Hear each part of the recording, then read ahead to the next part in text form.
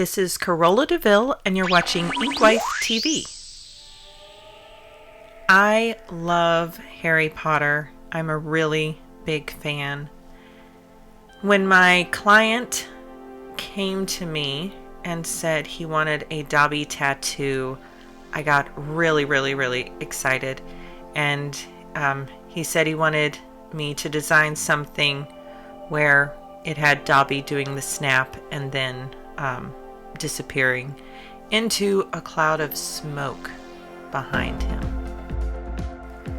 I am using a 23 curved mag for this tattoo, for most of this tattoo.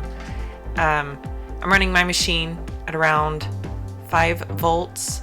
I wanted it to run very soft and gentle, first of all for the smoky effect, because I wanted it to be very soft and light on the skin. I'm using about a 2080 gray wash to do all of the smoky effect in the background.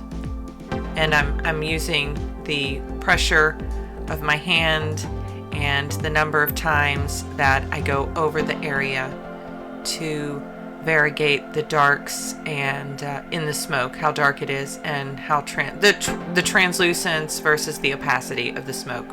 Most of what I'm using is repeat passes and the pressure of my hand.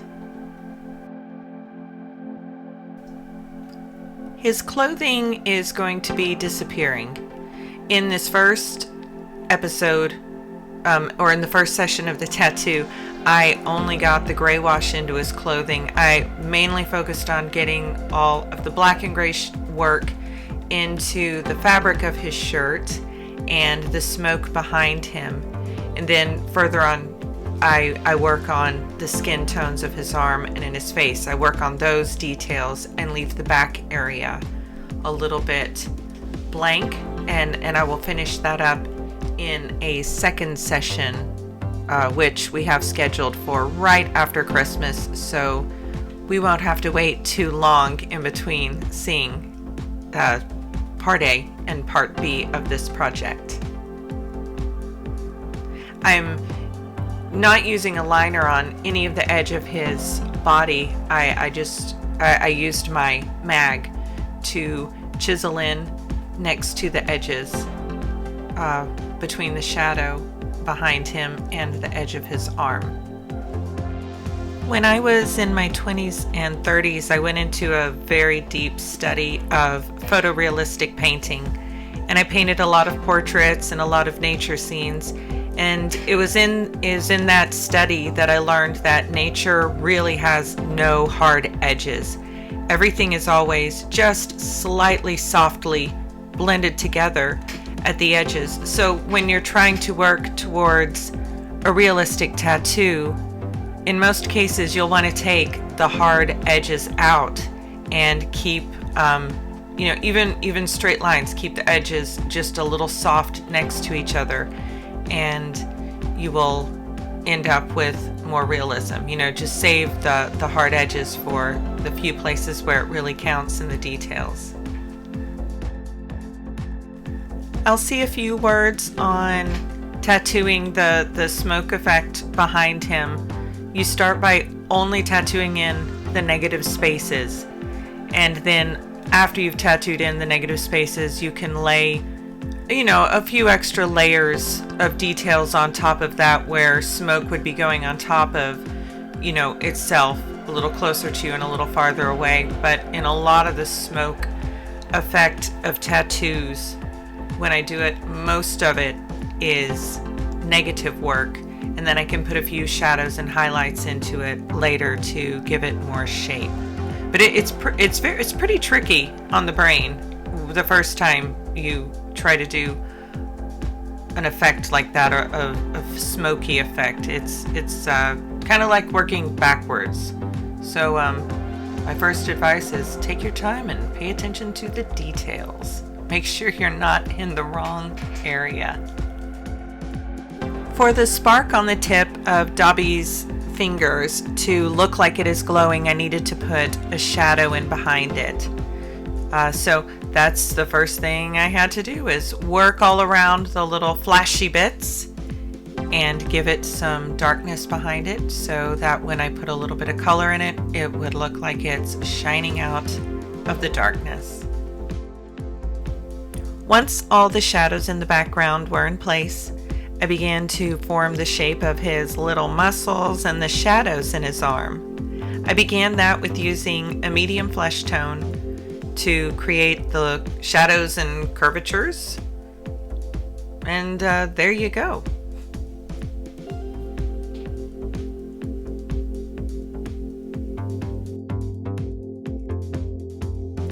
After the medium tones were in place, I went in with my lighter flesh tone to soften the edges of the medium into the lighter color natural skin of the client's leg. And it also helps to just perforate, open up the skin a little bit, help it to look more even across the tattooed surface, and to open up the skin some to accept the many other layers of ink that I'm softly going to add into this. Now remember, I'm running my machine at about 4.8 or 5 volts, so it's very soft, and when I run it soft like this, I'm able to go over the tattoo many times and not cause a lot of damage to the skin, and it still heals really quickly with relatively little peeling. After the lighter flesh tone is put in, I go back with a dark mocha to add in the shadows. And because the tattoo skin has already been perforated by the first layers that I put in, it will saturate into the tattoo very, very easily at this point, and it takes minimal effort now to get the colors to lay down on top of each other. So from here on out, on the arms and the hands, I'm going to be very, very lightly tattooing, because that's all it's going to take. I don't have to try hard or beat the color in. It will just go in by itself because the skin is prepared and it's doing exactly what it's supposed to do. Once the arms were mostly done, it was time to put some color in the sock that Dobby is holding.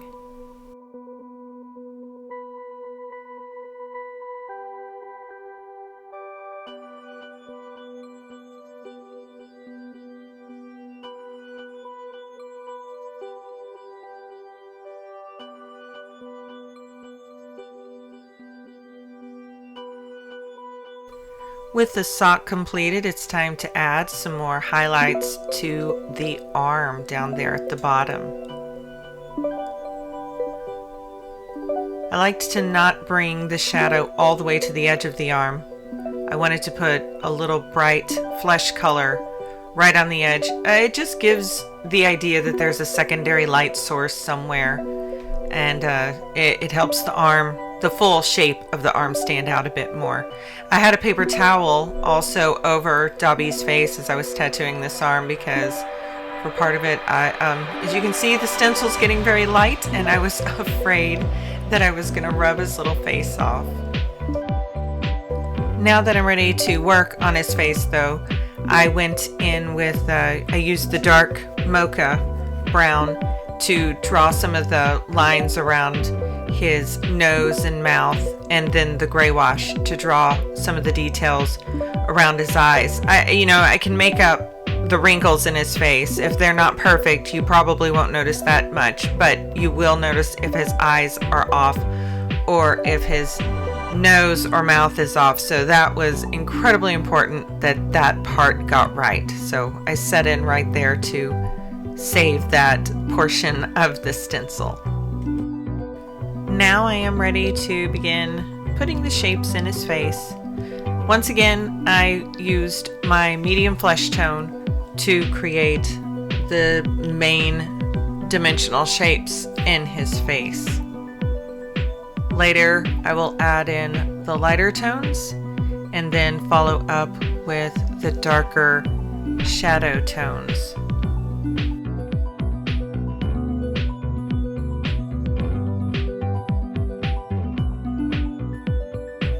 I always find that an unusual face is a lot more difficult to do a portrait of than a beautiful face, because a beautiful face is more mathematically correct. I mean, technically what we would consider ugly is something that is not mathematically balanced. You know, it doesn't follow the normal ratios of what would be considered beautiful.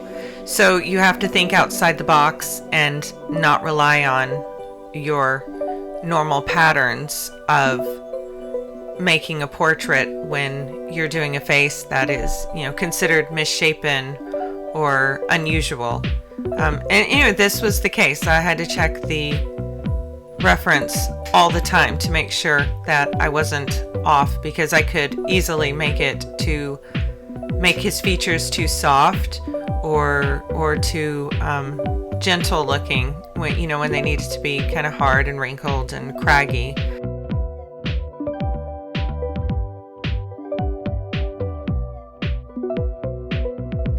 Now that I am adding in the dark brown, you can really start to see his features come to life.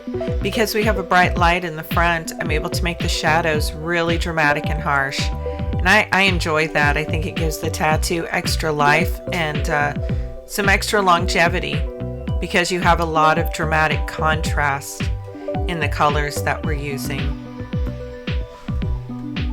For the rest of the portion of his face, I kind of just jump back and forth between the dark and the light tones as I move from one little area of it to the next. I haven't done a portrait yet like this with, a very direct light source from one side, especially, I think I've done it in a black and gray version, but not in a flesh tone version. So, this is always a learning experience. I think every tattoo in its own way is a learning experience. I want to carry some of those flesh tones back into the smoke a little bit, because he is, after all, dissolving into the ether behind him.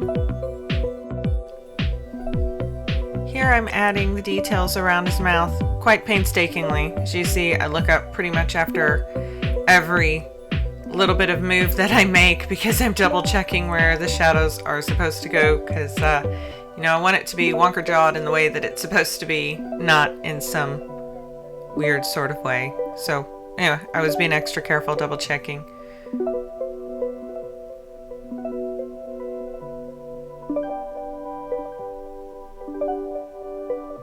Some of the shadows in his face are very harsh and some of them are soft.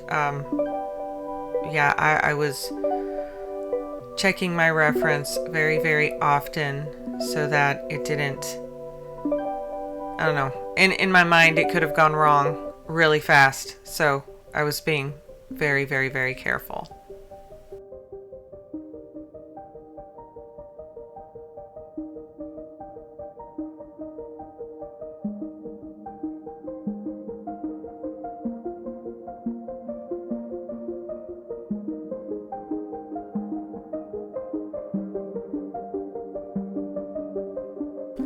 Once most of the flesh tone was done, I began working on the detail of the eyes.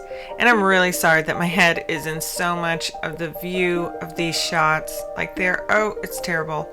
Anyway, I'm sorry that it is in there. I don't know. My field of vision and the camera don't always work together sometimes.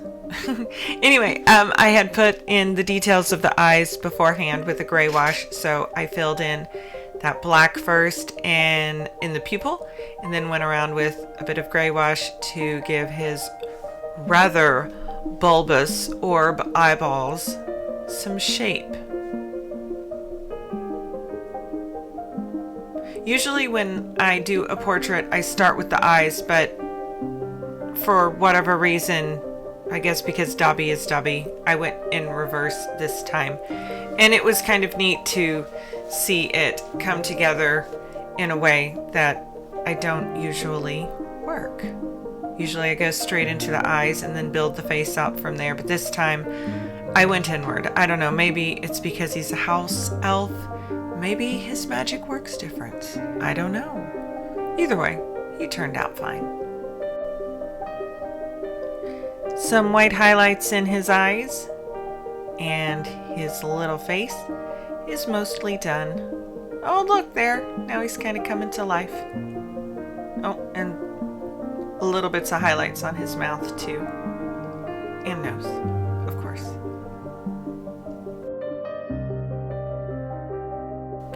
The last thing to do was to put the color into the spark.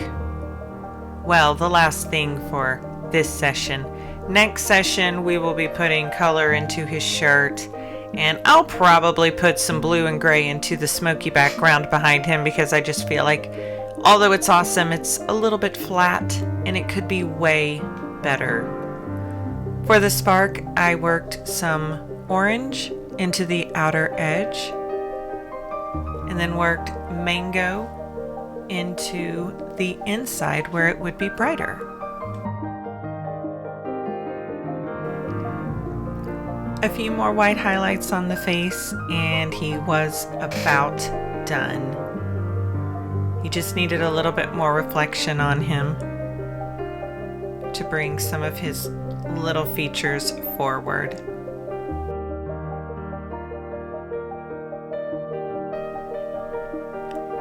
Now that everything is about highlighted, this guy is nearly done with his first session. I'll probably work on the whites again next time I go over it, just to make sure that they stand out really, really well. Here he is finished up with session 1. Remember, in session 2 I'll be putting color into the shirt and some of the smoke behind him and freshening up the highlights on his face. So make sure you watch that next portion. Thank you guys for watching, and we'll see you next week.